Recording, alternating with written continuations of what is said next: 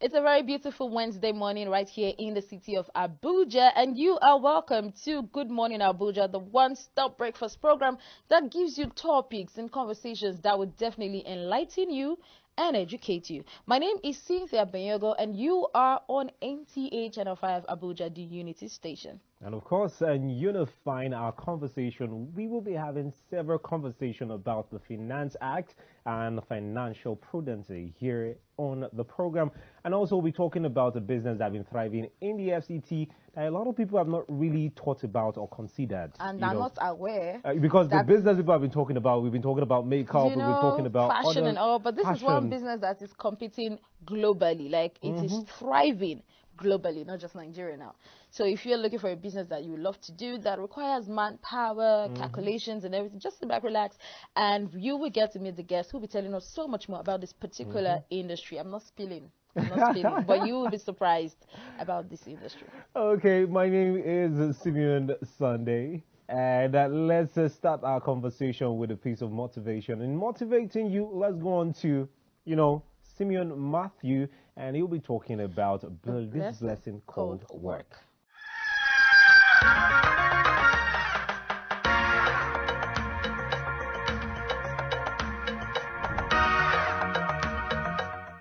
I'm here to talk about the blessing called work. For some persons, when you talk about, you mention the issue of work to them, they see work as a task, or they see work as something that is tedious to do. But I've come to realize in the course of study that work is God's blessing to humanity, because even our Creator, God Himself, worked, and it's as a result of the work that He did that we are actually where we are today, and as a result of that, we are who we are today. Now, I want you to understand that for everything that you see today in the world, even with some of the gadgets that is used to film me right now, were once a concept, were once in the imaginations of people. But it is as a result of work that some of these things became manifested. And so as a result of that, I make bold to say that for you to be able to transfer what you have as an idea into reality, work must be added to it. So it's important that you take the subject of work very differently, because work also, beyond the fact that it helps you bring into reality your ideas, work also help you have seeds through which you can be able to advance whatever cause it is that you are actually associated or involved with.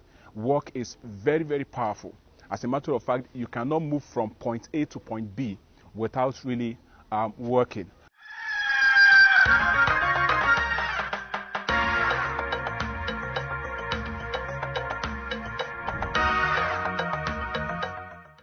Thank you very much to Simeon Matthew for talking to us about the blessing called work. Yes, indeed, your work is a blessing one way or the other. Definitely. All right, now moving on to the Keep Fit segment. It's time for us to go exercise. This is general body exercise for you.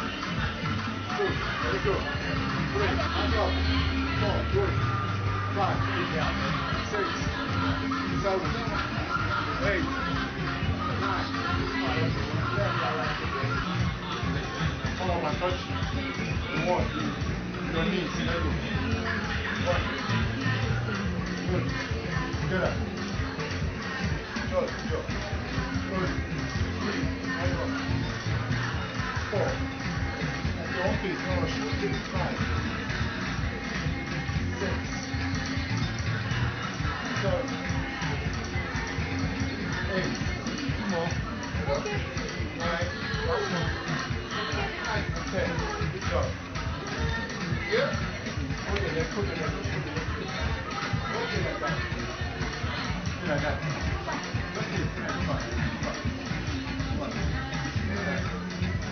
hold your leg to the side. Now, circle. 1, 2, 3, 4, 5, 6, 7, 8, 9, 10. Get up. 1, 2, 3, 4, 5, 6, 7, 8, 9. So, open up. 1. Good one. 2, 3, 4, 5. Very good. 6, good. 7, 8, 9. Last one. 1, 2, 3, 4, 5, 6, 7, 8, 9.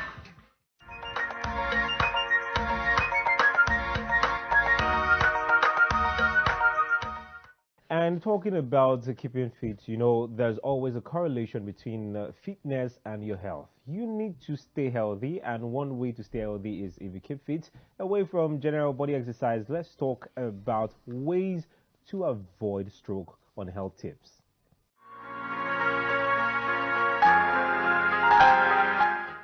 First risk factor for stroke is hypertension. Hypertension is actually the most important risk factor for stroke, given the fact that it is in a lot of statistics, this is the most consistent risk factor for stroke that has been established worldwide, Nigeria inclusive. Other risk factors of stroke include diabetes mellitus. So diabetes, which is like saying increased blood sugar over a long period in an individual, due to also a number of factors. It's a cause for stroke.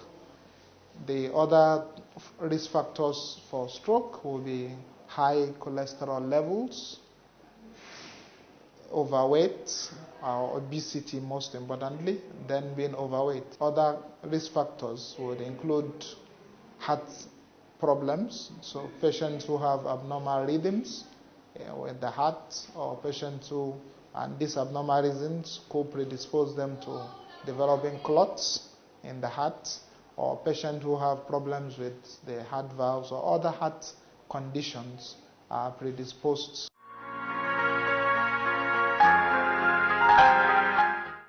Welcome back from our health tips segment. I hope you learned a thing or two about your health.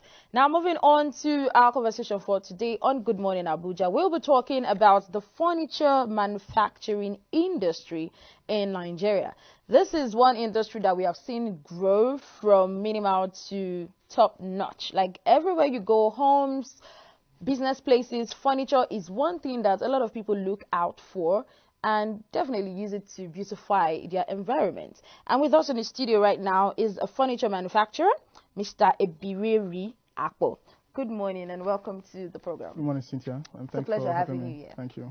All right, now let's talk about the furniture industry. You know, like I said earlier, it has grown from just basic to top notch. How did we get there, and what are we expecting in the coming years, of course?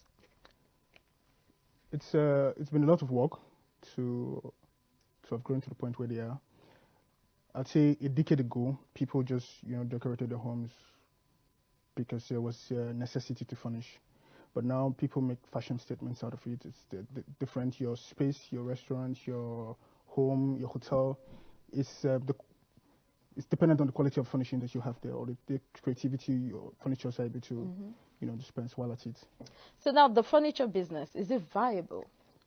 Yes, it is. Globally, it's a $350 billion industry. Wow. So I would say significantly you have a huge stake in it. Okay. Here in Abuja, we have several industrial centers, wood industrial centers. You have the Dede market, the Kubo market, the Jabi market, and these are centers that not just provide jobs for people, they're also used as virtual centers for carpenters who don't even have shops of their own. Okay. They make lean profit off these things by outsourcing to those who have machineries or tools in this space All right. to execute. But Yes, there's been significant growth. All right. You mentioned one of the centers, which is the Kubo Furniture Market, right? That is situated in the Yanya axis of Yes. the FCT. And recently we saw that it was razed down by fire. And, I'm sure everybody was just wondering, how did that happen? I mean, it's a very big market for it to just be burnt down like that. How did it happen? And what can they do better to make sure that this doesn't occur again? It's a unfortunate scenario. I mean, Very to unfortunate, yeah. begin the year like that. I mean, beyond the people who own shops there, who were the primary victims of this, like I said, there are people who use these places like this as torture centers. So they are the secondary victims, of this. But if you had visited the market before it burned down, you would know that the signs for something like this to happen were there. But it's an industry that is individualistically driven. You have private players. You don't really get much of a structural support or policy support from government. And where an industry that people drive themselves, there's hardly any coordination, there's hardly any structure, there's hardly any planning. So the Kubo market was a disaster that was waiting to happen. The wiring was poor there. The entire space was just very rowdy. I mean, it could have been better. They could have been managed better. They have a union. I'm sure some of their challenges, some of their issues, could have been brought before authorities that could have, Fixed those seen issues. to it. So the disaster could have been avoided. It could. Okay. Now you're also into the furniture manufacturing business, but you call yourself the rustic furniture manufacturer. Tell us a little bit more about that rustic furniture aspect of it. Yeah, rustic finishing is when you make finishing out of materials in their original state. Okay. Rustic finishing, it's not just wood. You also have steel rustic finishing. So it's just creating finishing out of materials, but with an appreciation for them in their natural state. So Okay. you cut log in the bush, but as against processing it, overly processing it and polishing it and having a piece like this in your living room. You just want to, bring a piece of nature home, to you. Okay. So that's an aspect of the industry, right? Yes, it is. And is it new in Nigeria? No, it's not. It's been there for some time. Now there's a growing appreciation for it. Okay, there's a growing appreciation. Yes. That means it was not really No. appreciated then. Even like the conventional carpentry work, like I said earlier, people just got it because you needed to put a piece of furniture in chair your and house. table in your But house. things have since changed. The rustic market has existed, but it's been very small and it's been seen as a niche market. Okay, but was it mostly at homes or at business places, or where exactly do they use this rustic furnishing? Anyway, Okay. actually, you could be here in your studio, you could be in your hotel, it could be at home, in your office. You have pieces for different, places, different centers. So how affordable are they? Now that's the thing. Because firstly, for someone who is going to cut down trees and process it and make it Yes. really nice, will it also cost that same amount of money for someone who just cuts down the wood and uses it in its natural state? Because this one, as I said, how affordable is it? And you said, okay, that's the thing. I feel like you're about to drop some financial bomb on us right Not now. financial bomb. It's hard work. When I started to do this some years back, in fact, the goal and the vision I had was to make it very affordable. If you travel to other parts of the world, you have friends who have things like this in their homes, and they're not from affluent backgrounds. They have access to materials or workshops that can easily manufacture these things, but the work is done manually here, or has been done manually here. Now there are new players in the industry, and they are introducing machineries. So a piece that would ordinarily take maybe 2-3 weeks to do manually, physical chiseling and all of that, might take maybe 3 days or 4, to finish. And the finish is a lot better than you would have it, a couple of years ago. But for the cost, which was your initial concern, when somebody does physical work like this, I mean, if you're there when the production is going on, you understand why they charge as much. It's hard work. Somebody will spend, maybe a week or two chiseling. Now, for a laborer who does machinery work, he charges 3,500-4,000 naira a day. Now, you imagine someone who does 2 weeks chiseling a particular item. Okay. You understand? There has to be commensurate value for the work that has been done. You have a point. Yes. So, but now that we have machineries, it takes the burden off them. They can produce more in a shorter time frame, and it significantly drops the cost of the item eventually. All right, Mr. Ibirire, before we let you go, just briefly, how do you think the furniture business or industry would grow, or how will it be like a few years from now? Let's say 5 years. We're heavily competing right now. That's worldwide, right? Yes, we are. Okay. The quality of work that we're doing now is great. That's significantly improved. But I mean, they could use some help.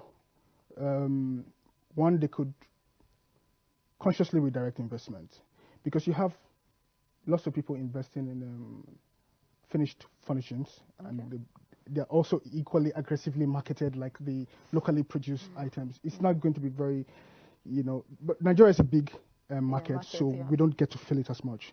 But if we had a restructured system where,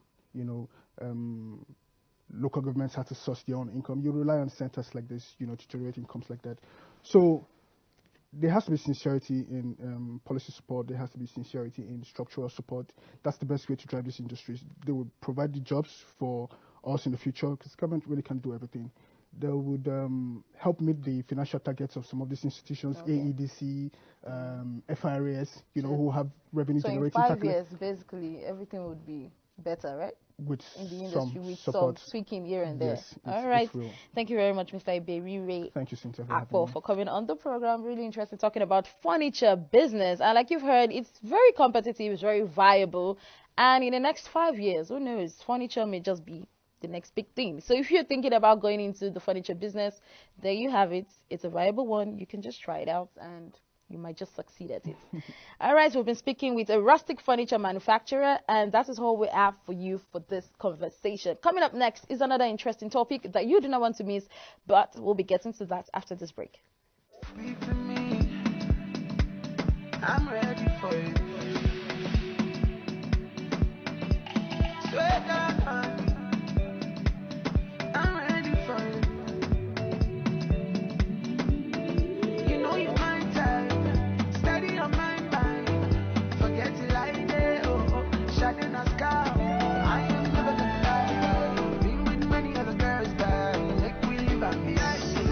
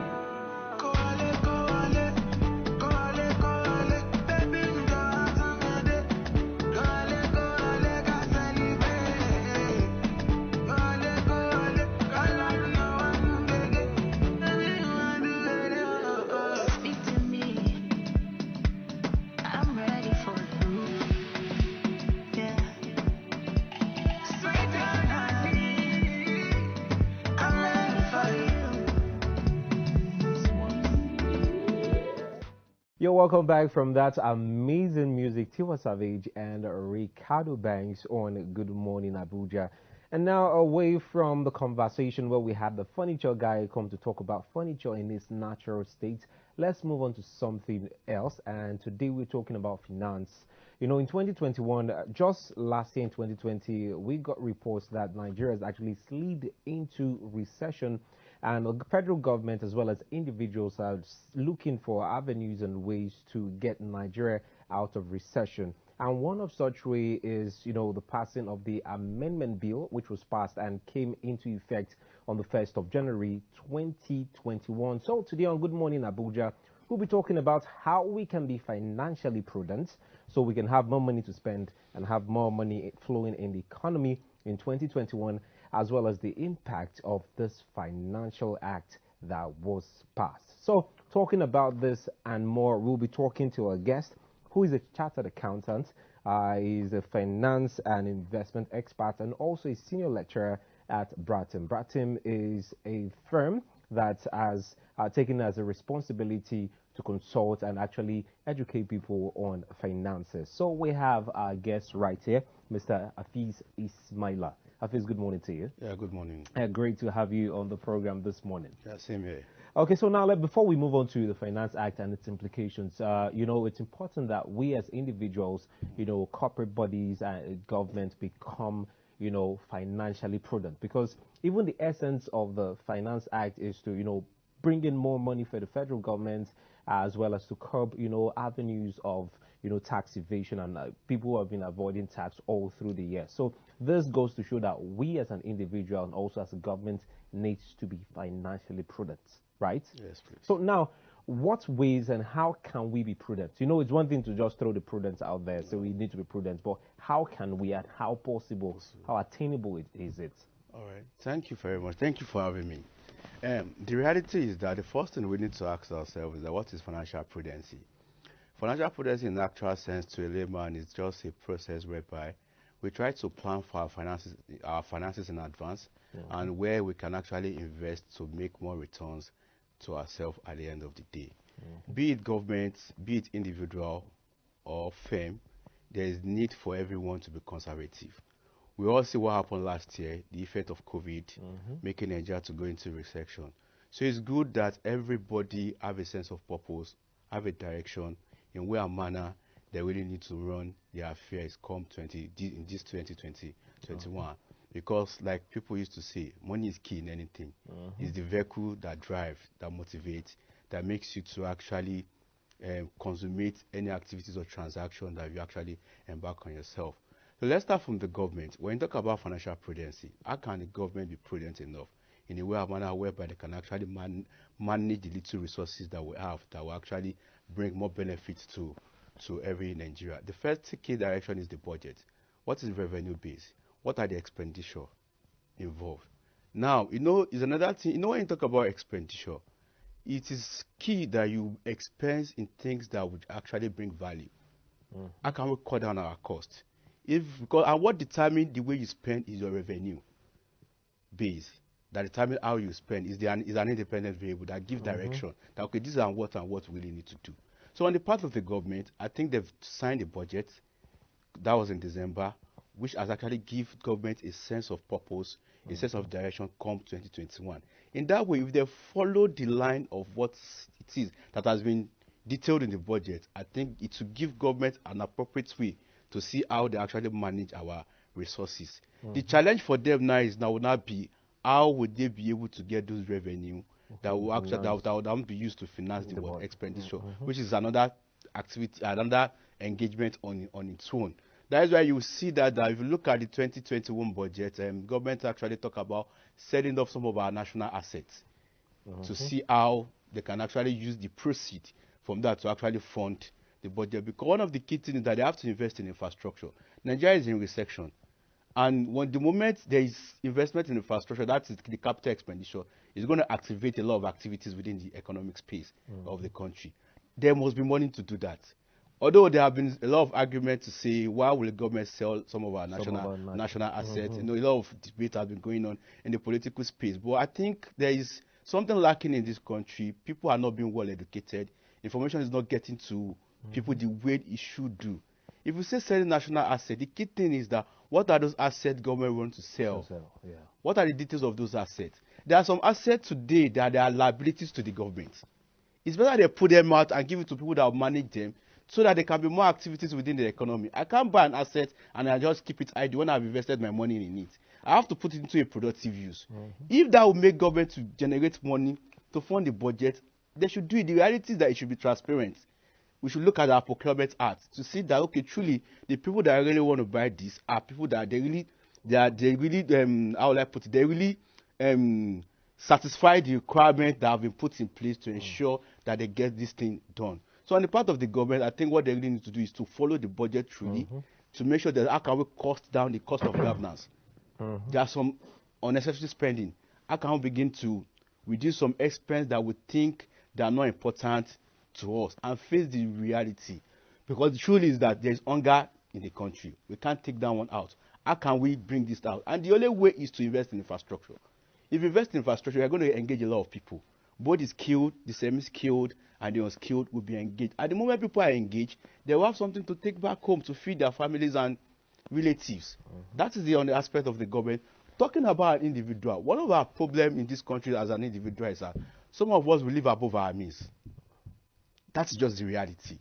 You need to ask yourself an honest question. Who am I? What is my status? What is my position? You need to start from there. You need to tell yourself the honest truth. You will see a young lady that earns 70,000 as a salary. Now, he has opportunity to take a keke napep or a road taxi to the office. He will be taking a Uber, spending like 3,000 naira per day. If you calculate that for 22 days, half of your salary is gone for transport. Whereas you have other activities to spend money on, your feeding is there, you have to take care of yourself, you have to pay your rent, you have to do this. It doesn't really make sense. People need to cut their coat to according to how it fits them, not according to their size. So one of the directions for an individual is that you need to set a budget for yourself. It gives you a direction, it gives you a sense of purpose. That okay, this is what I want to do. What are my income for the year? Is it salary alone? Did I have other income streams? Other streams of income. So when you get that one done, you can now begin to set your expense. Okay, can I afford to be taking a Uber to the office? If I can't afford to take a Uber, should I be taking a keke napep? Should I be taking a roadside taxi? Because life is the face. People that are there today started from somewhere. I can bet it. Dangote or Tedola that will mention them today. If you go back into their history, they started from somewhere before they get to where they are. So life is the face. So people need to look at their revenue. They need to look at their expense. Then when they set a budget, then out of it, they should be able to say, okay, from my salary, I should be able to save 1/3 of my salary into a dedicated account where I open a standing order. So this money should go there. So at the end of the day, I can have a robust fund that I can actually use to invest in the capital project or in an investment that will bring more return to me. For a company, every company at the end of the year, at the beginning of the year, must have a strategy in place to see that this is how they want to go. Am I going to expand? Am I going to remain where I am? And things like that. So I think that is just a little thing about the level of being financial prudence or being conservative. We need to look inward. We need to look into ourselves and see what we can afford.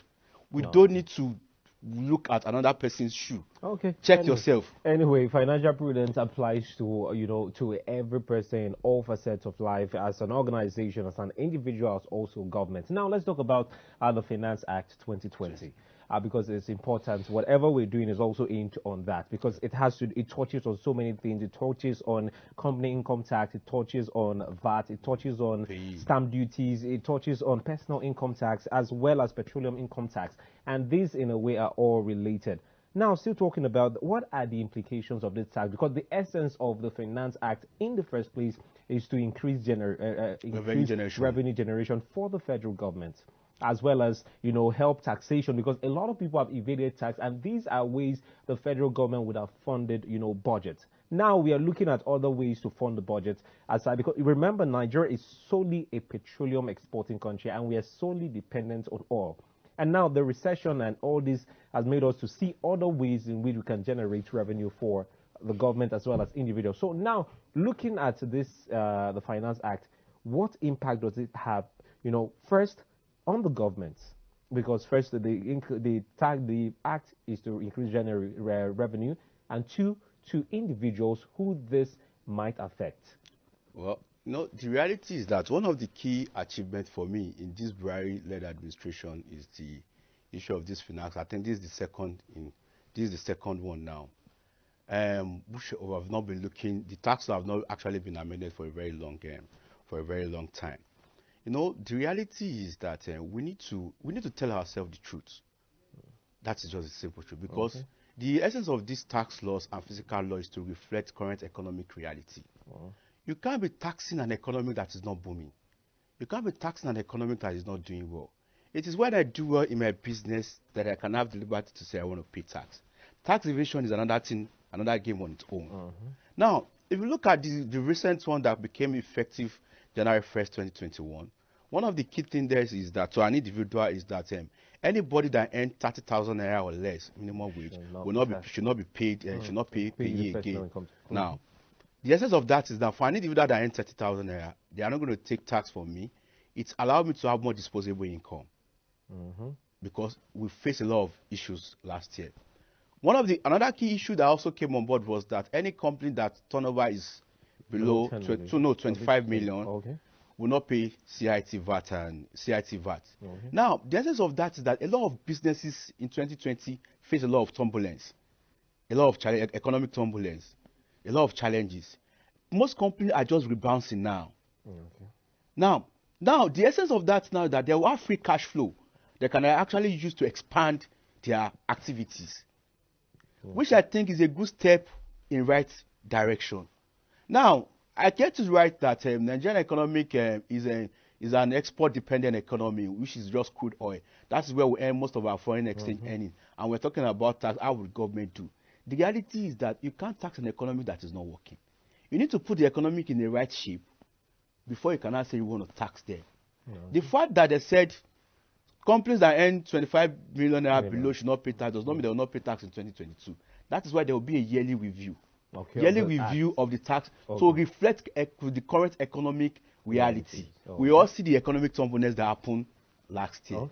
Okay, amazing. So now you understand the impact. I wish we had more time to talk about other areas that this act will be having, strong impact on. Maybe on subsequent edition of the program, we'll still have to bring in our friend from Bratton, who is a chartered accountant and also a finance. I'm not from Bratton. I'm a senior lecturer at Bratton. Senior lecturer at the Bratton. I'm in an investment company. And also come to teach us more about investment and every other thing. Thank you so much, Afik Ismail, for coming. Yeah, thanks for having me. It's been a wonderful conversation, and thank you for sparing our time to talk to us. And now, Good Morning Abuja continues after this break, and let's check out this feature on the availability of health facility here in the FCT. And right after that, we will be having COVID-19 updates.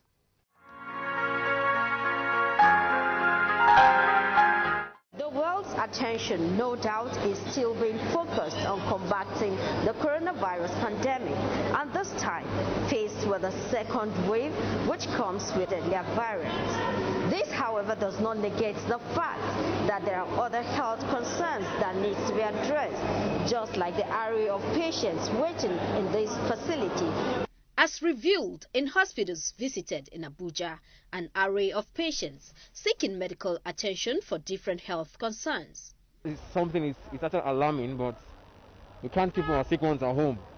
We have to still take the risk to bring them out. Bring one of my brother here, so he don't have blood. He said that he donate blood in his body, about 5 blood. I put to bed here, but it was because of the stress I went through. The baby did not cry. And because of that, they took him to the oxygen. There are washing hand basins out there for you to wash your hands when you are coming in or when you are going out. To all these respondents, it is heartwarming that the health workers are on ground and the hospitals are running fine with necessary modifications. We still maintain our services to patients who are non-COVID. The second wave is really hitting, and we see quite a lot of patients with symptoms suggestive of COVID, for which we have a holding area where we keep such patients. In this new wave of the infection, FCT in less than a week records over 1,000 cases. However, the administration is doing all it takes to ensure access to health care is not denied. Unlike when it came for the first time, where we converted our hospitals to treatment centers. Now, all the hospitals we earlier converted to treatment centers, COVID treatment centers, have been reconverted to normal hospital services. So all our patients, all the other ailments outside COVID-19 are having enough facilities and personnel to manage them. While the FCT administration is doing its bit to ensure accessible healthcare for all, residents are expected to take personal responsibility by adhering to the COVID-19 protocols to win the fight against the virus.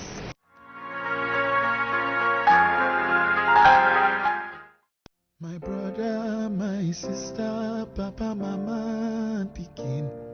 Corona, no big pass us. We go fight time, we go win. As long as we remember to always do the right thing. Wash your hands, love each other, we go win. Oh. Corona, na the virus, we dey worry human being. E no get Lego, but e dey waka from person to person. But we fit beat am, we fit stop am if we maintain good hygiene and practice social distancing. We go win. Oh. No shaking hands with your neighbor.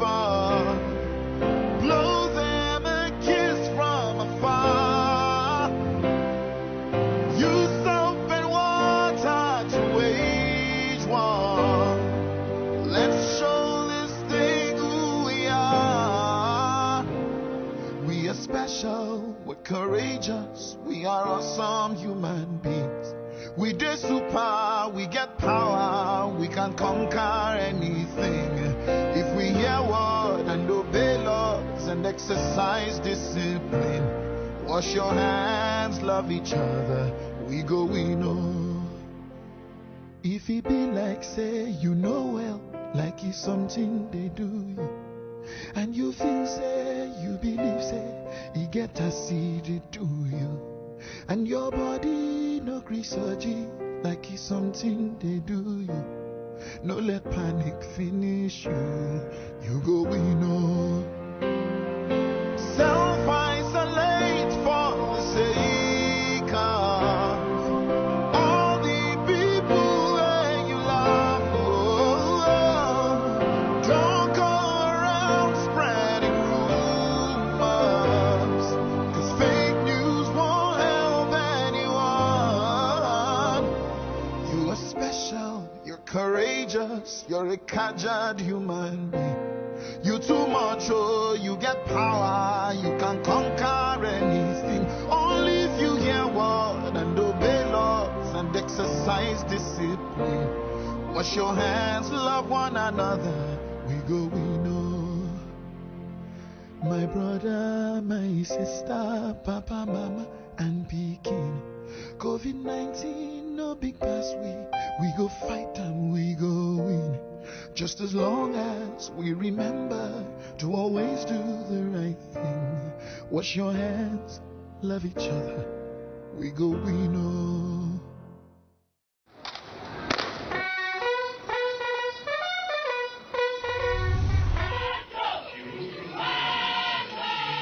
This is Call the Police, reaching you live from NTA Channel 5, Abuja. The least you and I can do is to assist them by making security our primary concern. So every member of the community is aware that the killing of another human being is wrong and is bad. We try to respond within the lowest minimum time possible, especially when the callers were able to get across to us quickly. Security is everyone's business. This is why NTA Channel 5 Abuja is collaborating with the FCT Police Command in providing a weekly platform for up-to-date security check in the FCT. Join us for the real information every Wednesdays at 10:30 a.m. on NTA Channel 5 Abuja, the Unity Station. Are you interested in being up to date with the pacey world of sports? Our rebranded Capital Sports is the finest bet for your doing so. So join us every Thursday live at 3 p.m. on NTA Channel 5 Abuja to talk sports for your viewing pleasure. Remember, you can be a part of this #1 sporting program. Join us on the analysis, views and opinions. As for Allah, nothing but Allah. Ba is the beginning of Bismillah. Ta is for taqwa, bewaring of Allah. And Tha is for thawab, a reward. Assalamu alaikum wa rahmatullahi ta'ala wa barakatuh. Welcome to your weekly guide, Light of Islam. I am Aisha Ahmed. As Muslims, we know that in Islam, time is a very good and important commodity that we have. Believe in the angels of God as one of the 6 articles of faith. Tamarism may form rows, and how the rows are made is such that the Imam stands in front and then right behind him. Assalamu alaikum, this is Light of Islam. Keep watching Light of Islam, NTA channel. That is for zakah to cure our greed when we give our money to those in need.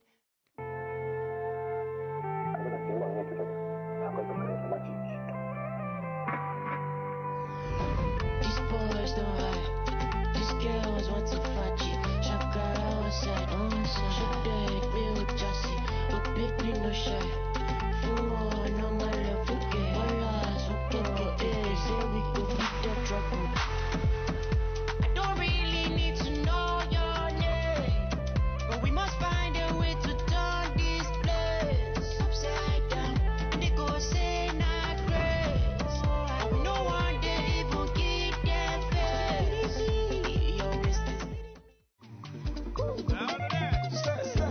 Your wrist is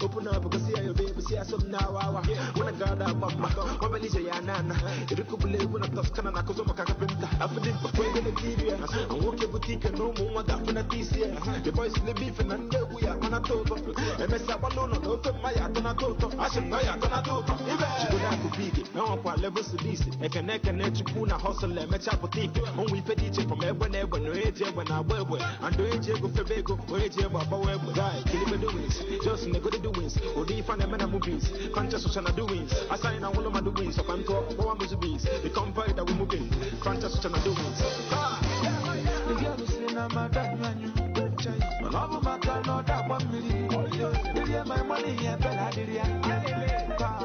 and I'm a the money for doing cigar waka kid up pussy in a random fair you go to cigar level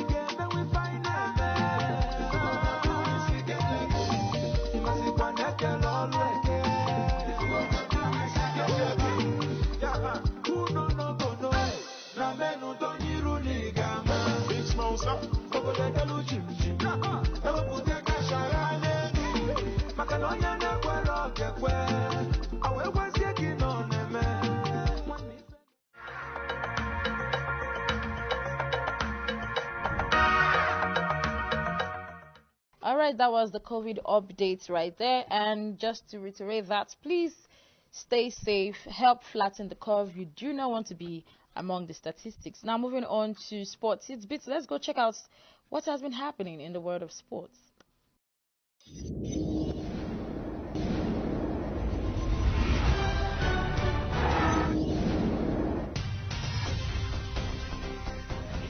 Two late goals from Nigeria's Golden Eaglets on Monday night proved inadequate as they were beaten 3-2 by their Ivorian counterparts in the final match of the Waffle B tournament in Lomé, Togo. Despite yesterday's defeat, the Golden Eaglets have achieved their primary target of qualifying for the 2021 Under-17 Africa Cup of Nations holding in Morocco. As teams get prepared for the OSOM Games in Abuja to win laurels, athletes from the Federal Fire Service have expressed readiness to set records when they compete with their counterparts. I'm really happy about the competition, that it has been able to be brought back to life in January 2021. We are grateful to God for the opportunity this time around. Competition is upon us already, and there's little more time to prepare, but we'll just round up this week and put our best foot forward. The head of sports, Federal Fire Service, Ibrahim Ismaila, has said that he believes the athletes of the fire service will soar high despite the setbacks of the COVID-19 pandemic, which has hindered athletes from proper preparation. Elsewhere, Messi could be suspended for up to 12 games due to the red card he received for striking the head of Athletic forward final minutes of his team's 3-2 loss to Athletic Bilbao on Sunday. If found guilty, Messi will miss matches in the Spanish League or the Copa del Rey. The player's eventual suspension could range from 1 to 3 matches or from 4 to 12 matches, depending on how severe the Spanish Soccer Federation considers the incident.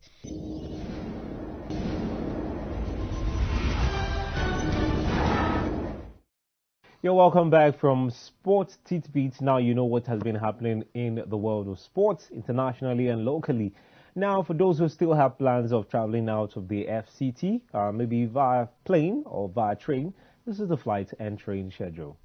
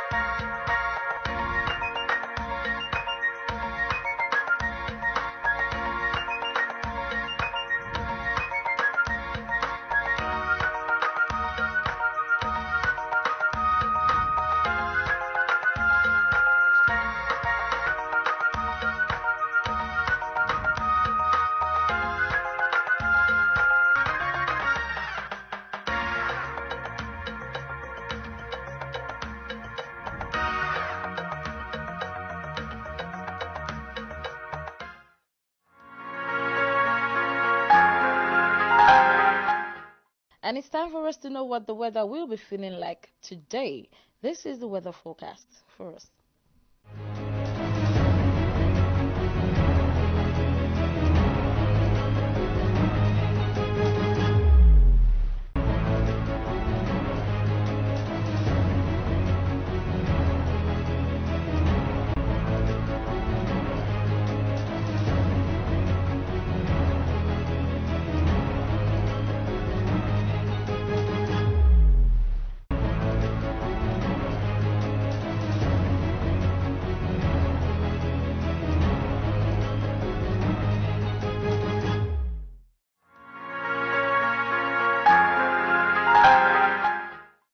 Thank you for staying with us on Good Morning Abuja on NTA Channel 5, your Unity station. And it's been a great conversation today on the program, and we've had amazing conversations.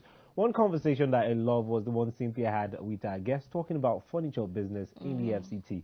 And I know furniture business has been thriving. Yeah. Okay, let me narrate this. I tried making, television stand in my house. And guess how much I was charged by the carpenter?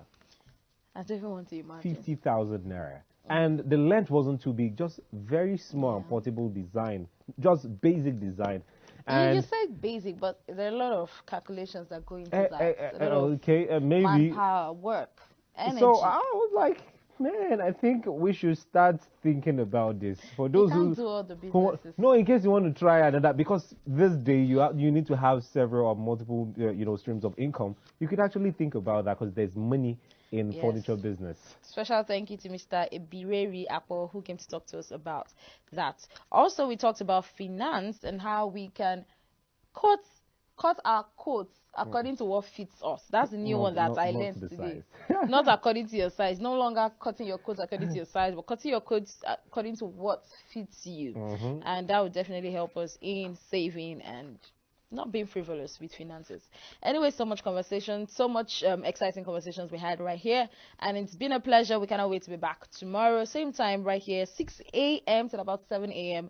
We would keep you entertained, enlightened, and educated about various topics. My name is Cynthia Binyogo, and it's been a pleasure being here. Of course, it's always a pleasure to be on your TV screen. Before we go, let's tell you to stay safe out there, despite the fact that we have COVID-19 updates, but it's very important that we keep reiterating it because some people are so lackadaisical about COVID-19 situation in the FCT, and we think we can actually just live the way we like. And it is necessary that you wear your face mask, wash your hands regularly under running water with soap for at least 20 seconds, and please use alcohol-based hand sanitizer. And together we will defeat Corona. My name is Simeon Sunday. Have an amazing day.